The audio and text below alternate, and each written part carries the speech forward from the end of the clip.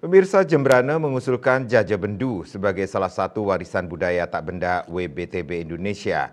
Selain Jajabendu, Jembrana juga mengusulkan kesenian bumbung gebyok dan tradisi Malay. Sebelumnya, sejumlah kesenian dan budaya di Kabupaten Jembrana telah ditetapkan sebagai WBTB, seperti Mekepung, Jegog, hingga Tenun Cak-Cak.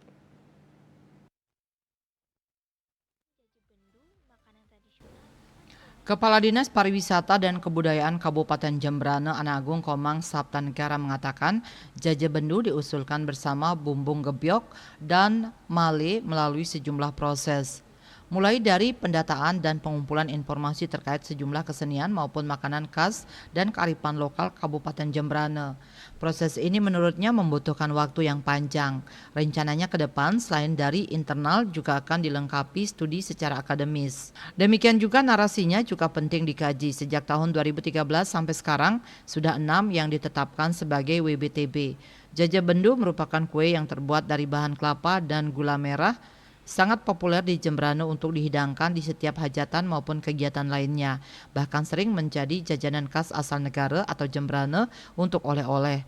Sejumlah usaha kecil pembuatan jajanan ini berkembang di sejumlah desa dan kelurahan di Kabupaten Jembrana, seperti di Batu Agung, Penyaringan, Kaliaka, dan Baler Balai Agung. Sedangkan bumbung gebyok merupakan kesenian khas masyarakat Jembrana dan sering ditampilkan di setiap event kebudayaan kabupaten dan provinsi Bali seperti hari ulang tahun kota negara serta pesta kesenian Bali. Begitu halnya dengan Mali, merupakan kebiasaan atau tradisi masyarakat di Loloan yang turun-temurun dan hingga kini dilestarikan. Hiasan Mali dengan bahan telur diarak untuk menyambut Maulid Nabi Muhammad.